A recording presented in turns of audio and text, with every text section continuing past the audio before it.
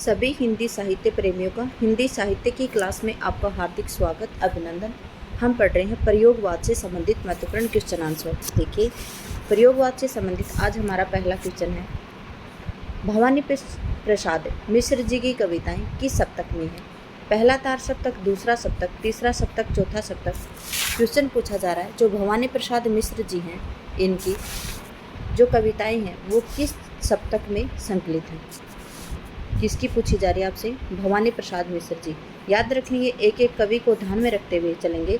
भवानी प्रसाद मिश्र जी आ रहे हैं यहाँ पे, तो ये किस तार सप्तक से संबंधित थे? तो ये दूसरे सप्तक से संबंधित थे। ठीक है, किससे संबंधित थे? दूसरे सप्तक से संबंधित थे।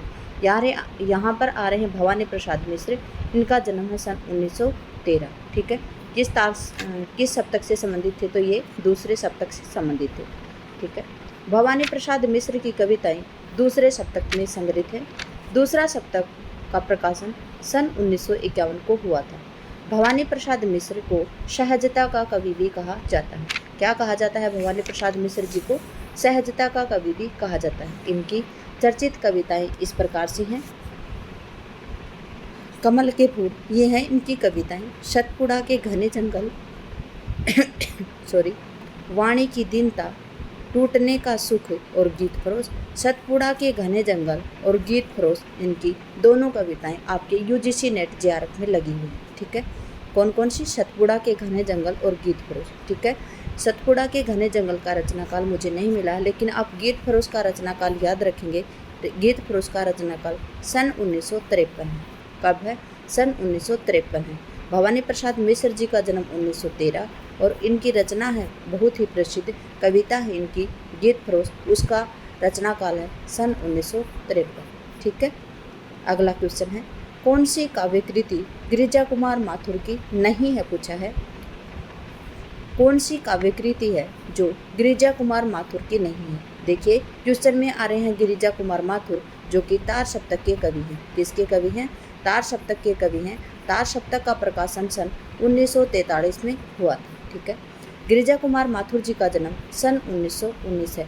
देखिए, गी और री क्या रहा है? गी और री सेम सेम आ रहा है, तो 1919 करेंगे आप, तो 1919। ठीक है, इनमें पूछा गया है कि गिरिजा कुमार माथुर जी की रचना कौन सी नहीं है? तो कौन सी नहीं है?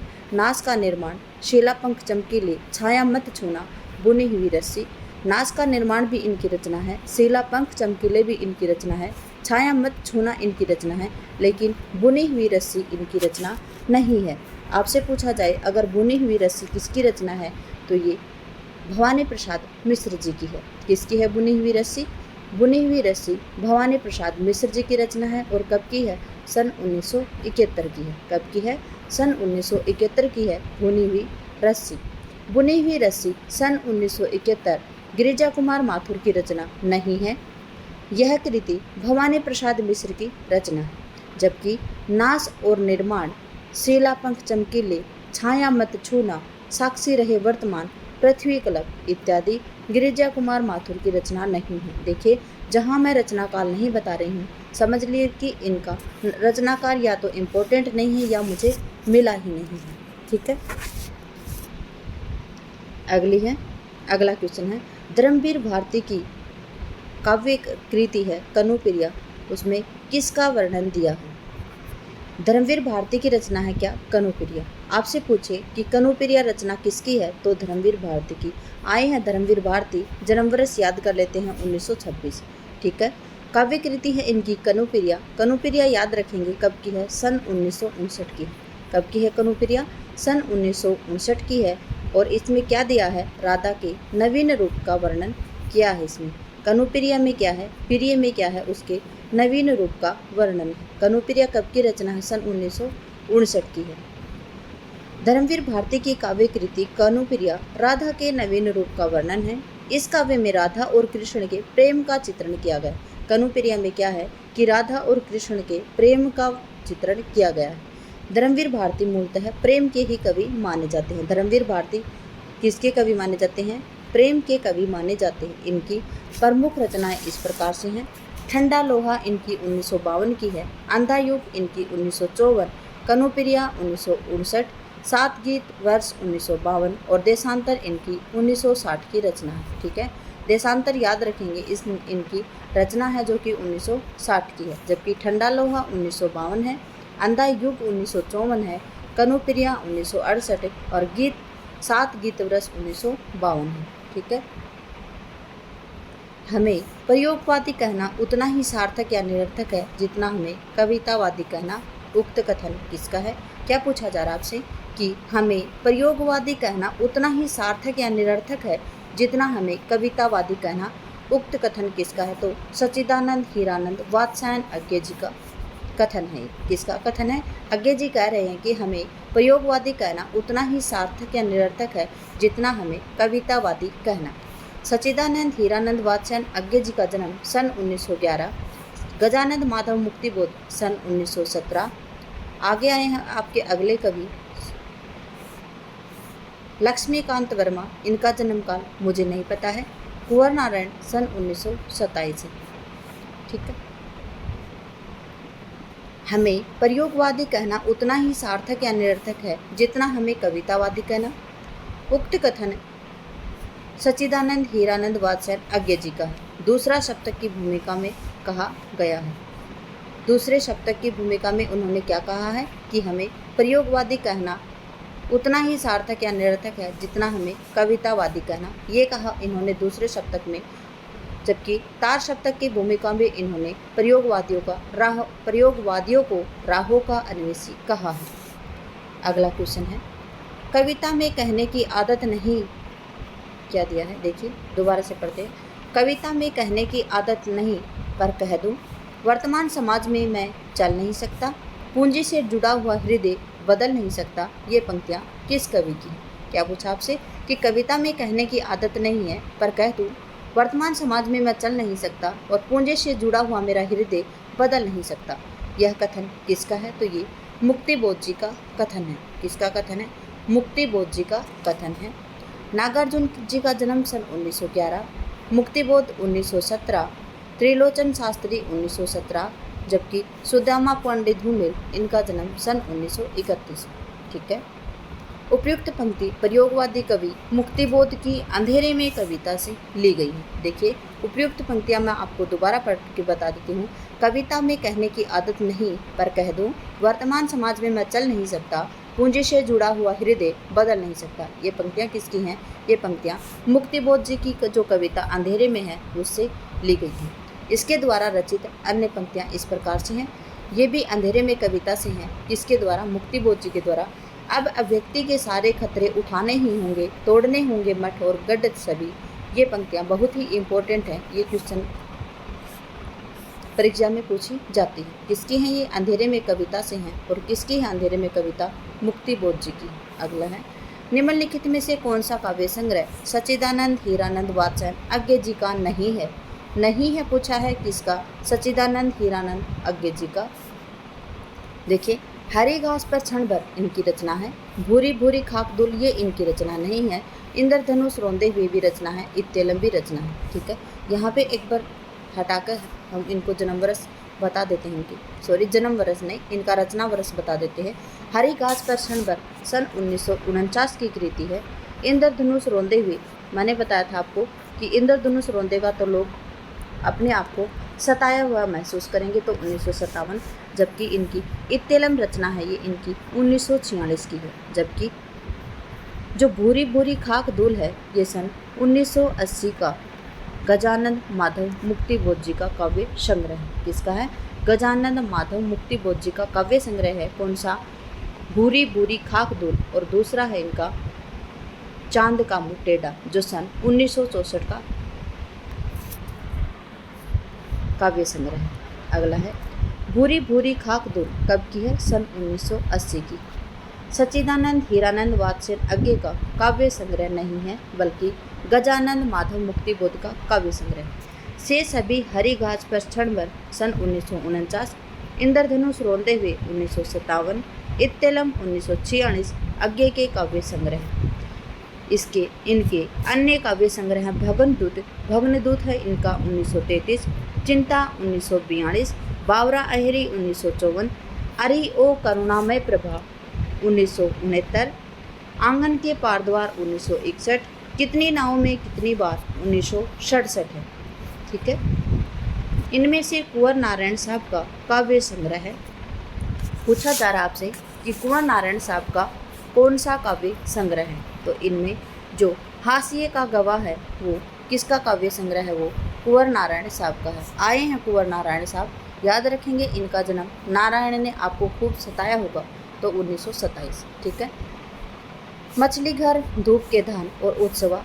देखिए मछली घर किसकी रचना है, तो मछली घर विजय देव नारायण शाही जी की रचना है। किसकी है, विजय देव नारायण शाही जी की 1966 की कृति है। किनकी है, विजय देव नारायण शाही जी की कृति है। उसके बाद में आए हैं कौन, धूप में धान, उत्सवा और हाशिए पर गवाह। देखिए उत्सवा है वो किसकी है, 2014 में नरेश मेहता जी की कृति है। किसकी है, 2014 की कृति है और किसकी है, नरेश मेहता जी की कृति है।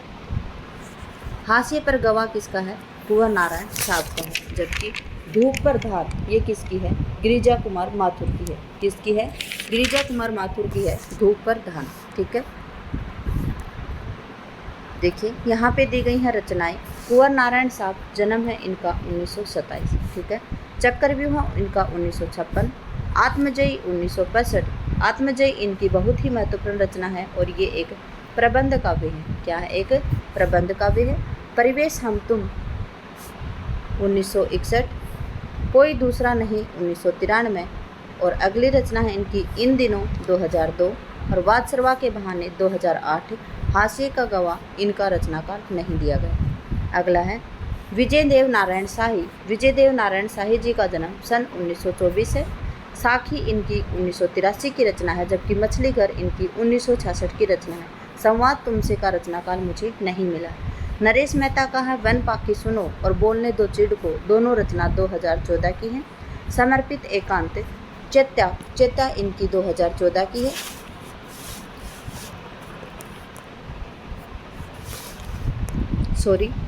चेत्या इनकी 2014 की नहीं है, इनकी उत्सवा रचना है वो 2014 की है।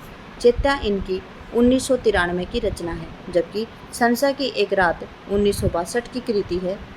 महाप्रस्थान इनकी 1975 की है। प्रवाद पर्वय और शबरी, आख्या और प्रार्थना पुरुष ये इनकी महत्वपूर्ण रचनाएं हैं।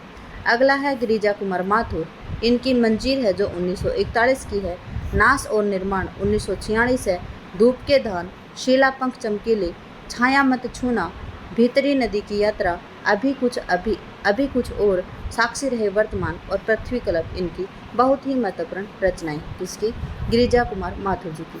इनमें से कौन सी रचना धर्मवीर भारती जी की नहीं है। आए हैं धर्मवीर भारती, इनका जन्म है सन 1926। ठीक है, यहाँ पे गिरिजा कुमार माथुर, इनका जन्म है सन 1919। ठीक है, इनमें से कौन सी रचना धर्मवीर भारती की नहीं है। अंधा युग, कनुप्रिया, ठंडा लोहा, हरी घास पर क्षण पर देखिए इनकी कृति नहीं है। किसकी है ये, आज्ञे जी की कृति है। हरी घास पर क्षण भर सन 1949 की कृति है और किनकी है, आज्ञे जी की कृति है। अंधा युग इनका 1954 का है। ठंडा लोहा इनका 1952 है, जबकि कनुप्रिया इनकी 1959 की रचना है।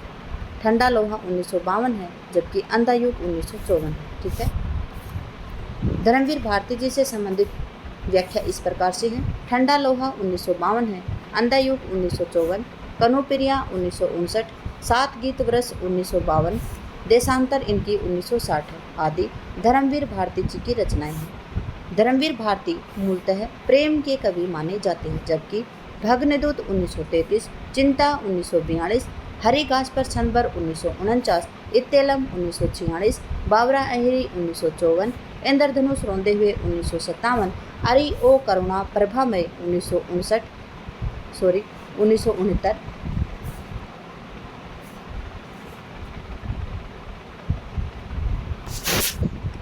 अरि ओ करुणा प्रभामय ये 1969 की आएगी शायद।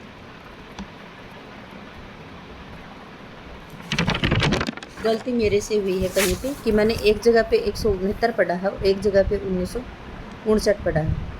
तो देखिए अरि ओ करुणा प्रभा में, इसको आप कंफ्यूज नहीं होंगे, याद रखेंगे। आंगन के पार द्वार अगली क्लास में मैं आपको बता दूंगी इसका कन्फर्म। अरे ओ करुणामय, आप इसको 1959 ही याद कर लीजिए, ठीक है।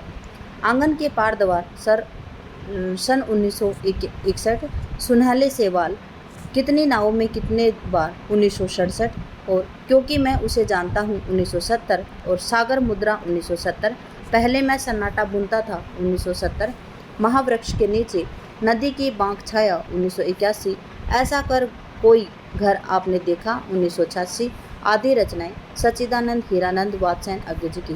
देखिए ये रचनाएं जो सच्चिदानंद हीरानंद वात्स्ययन अज्ञे जी की हैं ये बहुत ही इम्पोर्टेंट हैं। ये सभी रचनाएं आप लिखकर एक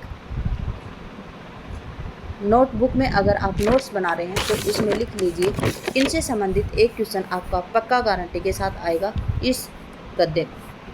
यहाँ पे एक गद्य टाइप में दिया है, देखिए इसको आप लिख लीजिए। और अज्ञे जी से संबंधित ये रचनाएं जरूर पूछी जाएंगी और इनमें से या तो आएगा कि रचना काल के हिसाब से लगाए, आरोही क्रम में लगाए, अवरोही क्रम में लगाए, किसी प्रकार से भी आपसे पूछा जा सकता है, ठीक है।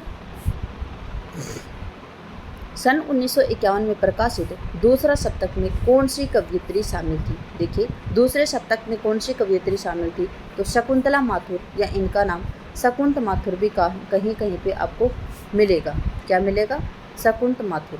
ये दूसरे सप्तक से संबंधित थी। कीर्ति चौधरी तीसरे सप्तक से, सुमन राजे चौथे सप्तक से। शकुंतला माथुर जी का जन्म सन 1922 है, कीर्ति चौधरी का जन्म सन 1934 है, जबकि सुमन राजे जी का जन्म सन 1938 है। कीर्ति चौधरी जी तीसरे सप्तक से संबंधित हैं, सुमन राजे मतलब चौथे सप्तक से संबंधित है। शकुंतला माथुर 1922 जन्म है इनका, और ये दूसरे सप्तक से संबंधित थी, जबकि तार सप्तक का प्रकाशन सन 1943 को हुआ था, उसमें कोई भी कवयित्री शामिल नहीं थी। सन 1951 के अंतर्गत प्रकाशित दूसरा सप्तक के संपादक अज्ञे जी हैं।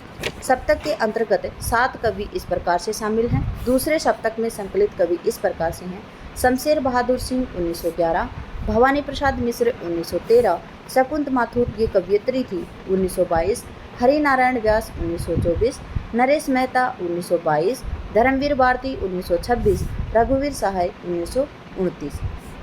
अतः शकुंत माथुर को शकुंतला माथुर दूसरे सप्तक की कवयित्री है, जबकि कीर्ति चौधरी 1959 में प्रकाशित तीसरे सप्तक की कवयित्री, जबकि सुमन राजे 1979 में प्रकाशित चौथे सप्तक की कवयित्री। यहाँ विकल्प में शकुंतला माथुर है जो कि अशुद्ध है, इनका शुद्ध नाम शकुंत माथुर है। देखिए कंफ्यूज में होने वाली कोई बात नहीं है इसमें, यहाँ कहीं कहीं पे हमें शकुंतला माथुर भी मिलता है और शकुंत माथुर भी मिलता है, ठीक है।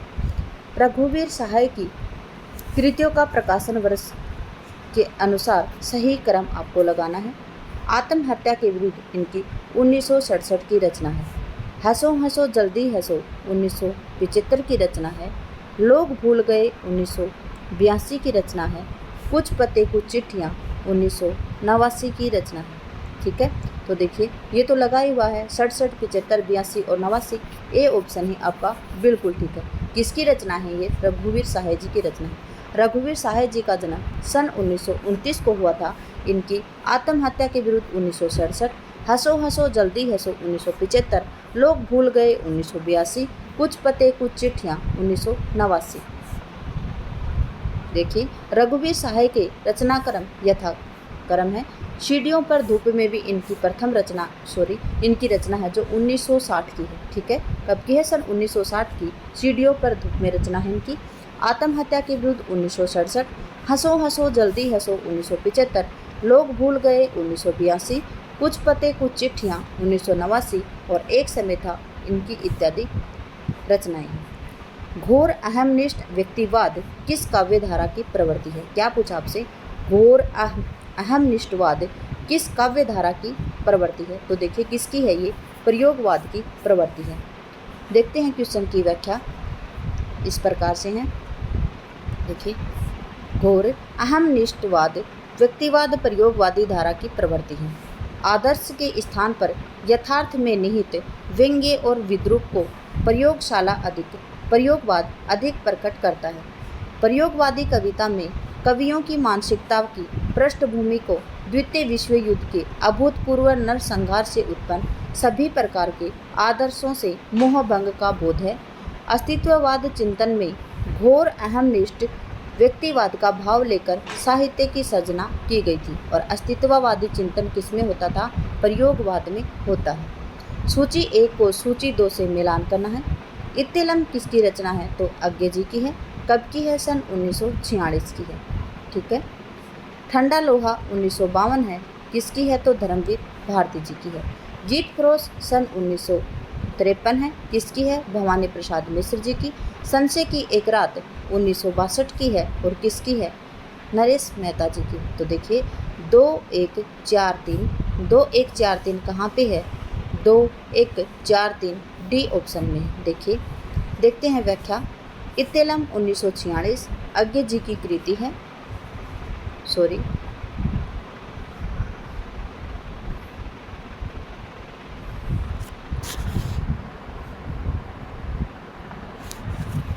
देखिए इत्तेलम है ये 1946 अज्ञे जी की कृति है। ठंडा लोहा 1952 धर्मवीर भारती जी की है।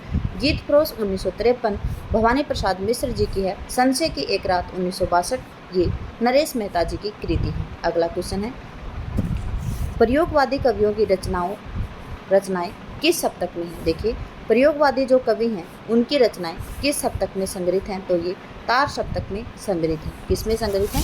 तार सप्तक में संग्रहित है। देखिए तार सप्तक का रचनाकाल सन 1943, दूसरा सप्तक 1951, तीसरा सप्तक 1959, जबकि चौथा सप्तक 1979 है। ठीक है। प्रयोगवादी कवियों की रचनाएं तार सप्तक में संग्रहित हैं। हिंदी में प्रयोगवाद का प्रारंभ सन 1943 ईस्वी में अज्ञे द्वारा संपादित तार सप्तक के प्रकाशन से माना जाता है। तार सप्तक के कवि हैं नेमिचंद्र जैन 1919, गजानंद माधव मुक्तिबोध 1917, भारत भूषण अग्रवाल 1919, गिरिजा कुमार माथुर 1919, अज्ञे 1911, रामविलास शर्मा 1912, प्रभाकर माचवे 1917। प्रयोगवादी कवि कविता के प्रयोग करने में विश्वास रखते थे। क्या है कि प्रयोगवादी कवि हैं वो कविता में प्रयोग करने में विश्वास रखते हैं। इतनी बार रचना काल बता दिया है मैंने इन कवियों का कि आपके अंगुलियों पे याद हो गया होगा अगर आप पूरे ध्यान के साथ मेरे साथ क्लास ले रही हैं तो।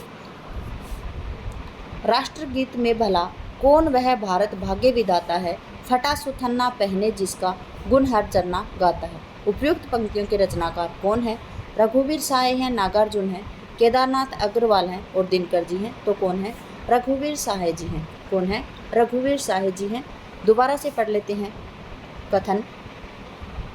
राष्ट्रगीत में भला कौन वह भारत भाग्य विधाता है, फटा सुथन्ना पहने जिसका गुण हर चरना गाता है। रघुवीर साय जी का है ये और 1929 में रघुवीर साय जी का जन्म हुआ था। नागार्जुन जी का जन्म 1911, केदारनाथ सिंह का जन्म 1934 और दिनकर जी का जन्म 1908 है। देखिए व्याख्या इस प्रकार से है। उपयुक्त पंक्तियां रघुवीर साय की अधिनायक कविता से ली गई हैं। रघुवीर साय की कौन सी कविता है? अधिनायक। और अधिनायक कविता से ली गई हैं क्या? कौन से है? राष्ट्रगीत में भला कौन वह भारत भाग्य विधाता है, फटा सुथन्ना पहने जिसका गुण हर चरना गाता है।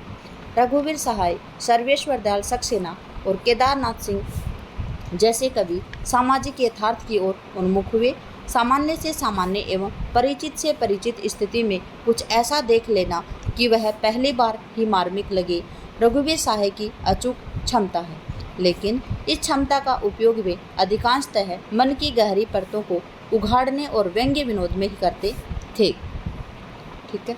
अगला क्वेश्चन है, सूची फर्स्ट को सूची सेकंड से मिलाना है। देखिए अरि ओ करुणा प्रभा में ये किसकी रचना है? तो ये अज्ञे जी की रचना है। धूप के धान किसकी है? गिरिजा कुमार माथुर जी की रचना है। खुशबू के शिलालेख ये किसकी कृति है? तो ये भवानी प्रसाद मिश्र जी की है। चांद का मुँह टेढ़ा मुक्तिबोध जी की रचना है। तो किस प्रकार से आएगा इसमें? 2, 3, 4 और 1। 2, 3, 4, 1 है बी ऑप्शन में। आपका बी ऑप्शन बिल्कुल ठीक है। यहाँ पे पढ़ेंगे हम रचना और रचना काल भी पढ़ेंगे। अरि ओ करुणा में 1959 की रचना है। याद रखेंगे थोड़ी देर पहले मैं खुद कन्फ्यूज हो गई थी, मैंने आपको 1969 पढ़ाया था जबकि ये गलत है। 1959 आएगा। क्या आएगा? अरि ओ करुणा प्रभामय 1959 आएगा और ये अज्ञे जी की कृति है। धूप के धान ये गिरिजा कुमार माथुर जी की कृति है। खुशबू के शिलालेख ये भवानी प्रसाद मिश्र जी की कृति है। जबकि चांद का मुँह टेढ़ा सन 1964 की कृति है और किसकी है? मुक्ति बोध जी की है। अगला क्वेश्चन है, रूपाम्बरा किसकी कृति है? क्या बताया आपसे? देखिए यहाँ पे खुशबू के शिलालेख हैं, इसका रचनाकाल सन 1973 है। ठीक है, जबकि धूप के धान का रचनाकाल मुझे नहीं मिला है। रूपाम्बरा किसकी कृति है? किसकी रचना है रूपाम्बरा? तो देखिए रूपाम्बरा अज्ञे जी की कृति है। किसकी है? अज्ञे जी की कृति है रूपाम्बरा। मुक्तिबोध जी का जन्म सन 1917, नेमिचंद्र जैन 1919 और भारत भूषण अग्रवाल 1919 है। इतनी बार आया है रचनाकाल, जन्म वर्ष कि आपको याद हो गए होंगे।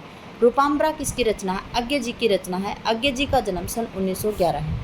यह अज्ञे की एक काव्य कृति है। अज्ञे प्रयोगवादी काव्य धारा से संबंधित थे। इनकी अन्य रचनाएं आंगन के पार द्वार 1961 की है, इत्तेलम 1946, जबकि भग्नदूत इनका 1933 की रचना है। ठीक है, निम्नलिखित में से कौन गिरिजा कुमार माथुर की कृति नहीं है? पूछा आपसे।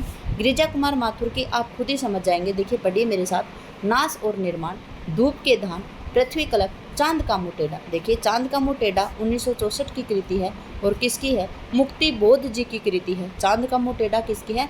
मुक्ति बोध जी की। जबकि नाश और निर्माण, धूप के धान और पृथ्वी कलप किसकी रचना है? गिरिजा कुमार माथुर जी। और गिरिजा कुमार माथुर जी का जन्म सन 1919। मैंने बताया था आपको गी और री, तो 1919। ठीक है, चांद का मुँह टेढ़ा है कृति गिरिजा कुमार माथुर की नहीं है। मंजीर, नाश और निर्माण, धूप के धान, सीला पंख चमकीले, छाया मत छूना, भीतरी नदी की यात्रा, अभी कुछ और, साक्षी रहे वर्तमान तथा पृथ्वी के लिप आदि प्रयोगवादी व तार सप्तक के कवि गिरिजा कुमार माथुर की काव्य संग्रह हैं। जबकि चांद का मुँह टेढ़ा 1964, भूरी भूरी खाकदूल 1980 प्रयोगवादी व तार सप्तक के कवि गजानंद माधव मुक्तिबोध की कृति है। अगला क्वेश्चन है, नरेश मेहता जी को ज्ञानपीठ पुरस्कार किसके लिए मिला था? देखिए नरेश मेहता जी को ज्ञानपीठ पुरस्कार किसके लिए मिला था? तो इनकी संपूर्ण रचना क्रम के लिए इनको ज्ञानपीठ पुरस्कार मिला था। सन 1992 में नरेश मेहता जी को ज्ञानपीठ पुरस्कार मिला था। ठीक है, किसको मिला था? 1992 को नरेश मेहता जी को ज्ञानपीठ पुरस्कार मिला था इनकी संपूर्ण रचना क्रम के लिए, न किसी रचना के विशेष के लिए मिला था। इनके संपूर्ण रचना क्रम के लिए इन्हें ज्ञानपीठ पुरस्कार दिया गया था, न किसी रचना विशेष के लिए। इनकी प्रमुख कृतियां हैं वन पाखी सुनो 2014, प्रार्थना पुरुष 1985, महाप्रस्थान 1975, बोलने दो चिड़ को 2014, देखना एक दिन, और ये अख्या है ना, ये कृति मुझे नहीं मिली है। अख्या के हिसाब जैसे ही मुझे एक इनकी अरण्या कृति मिली है। क्या मिली है? अरण्या, जिसका रचनाकाल सन 1985 है। ठीक है, अख्या मुझे नहीं मिली है। अगर आपको मिली तो आप कमेंट बॉक्स के माध्यम से बता सकते हैं। निम्नलिखित में से कौन सा काव्य संग्रह अज्ञे जी का नहीं है? देखिए आप स्वयं पढ़ेंगे तो आपको पता चल जाएगा। हरी घास पर क्षण भर अज्ञे जी की है। अरि ओ करुणा प्रभा में अज्ञे जी, आंगन के पार द्वार अज्ञे जी, सीढ़ियों पर धूप इनकी नहीं है। तो सीढ़ियों पर धूप सन 1960 की कृति है और किसकी है? हम पीछे पढ़ चुके हैं। सीढ़ियों पर धूप रघुवीर साहे जी की कृति है। जबकि हरी घास पर क्षण भर 1949, अरि ओ करुणा प्रभा में 1959 और आंगन के पार द्वार सन 1961 की कृति हैं और ये किसकी हैं? अज्ञे जी की कृति हैं। देखिए सीढ़ियों पर धूप काव्य संग्रह अज्ञे जी का नहीं है। सीढ़ियों पर धूप कब का है? सन 1960 का है, याद रखेंगे, रघुवीर साहे जी का। रघुवीर साहे जी के अन्य काव्य संग्रह हैं आत्महत्या के विरुद्ध इनकी 1967 की है, हंसो हंसो जल्दी हंसो 1975 है, लोग भूल गए 1982 है, ये इनकी कृतियां हैं। जबकि हरी घास पर क्षण भर 1949, अरि ओ करुणा प्रभा में 1959, आंगन के पार द्वार 1961, बावरा अहरी 1954 आदि अज्ञे जी की कृतियां हैं। देखिए सीढ़ियों पर धूप अशुद्ध है, जबकि रघुवीर साहे की रचना है सीढ़ियों पर धूप में शुद्ध है। ठीक है, नकेनवाद नामक साहित्यिक आंदोलन के अग्रणी कवि कौन है? देखिए नकेनवाद को ही क्या कहा जाता है? प्रपद्यवाद। और ये बिहार के युवक थे 3 और इन्होंने अपने नाम के न के और न लेकर नकेनवाद का प्रवर्तन किया था। सबसे पहले नकेनवाद का प्रवर्तन नकेन के प्रपद्य नाम से संकलन किया था सन 1956 में नलिन विलोचन शर्मा ने। किसने किया था? नलिन विलोचन शर्मा ने। तो देखिए बी ऑप्शन आपका ठीक है, नलिन विलोचन शर्मा, केसरी कुमार और नरेश। देखते हैं क्वेश्चन की व्याख्या। नकेनवाद नामक साहित्यिक आंदोलन के अग्रणी नलिन विलोचन शर्मा, केसरी कुमार, नरेश इत्यादि हैं। प्रपद्यवाद को नकेनवाद भी कहा जाता है क्योंकि इसमें बिहार के तीनों कवियों ने प्रथम अक्षरों के आधार पर नकेन नाम बनता है। प्रपद्यवाद का प्रवर्तन नलिन विलोचन शर्मा ने सन 1956 में प्रकाशित नकेन के प्रपद्य से संकलन किया था। इसी के साथ करते हैं हम आज की क्लास का समापन। क्लास में बने रहने के लिए आपका धन्यवाद। आपका दिन शुभ रहे। जय हिंद, जय भारत, जय जवान, जय किसान।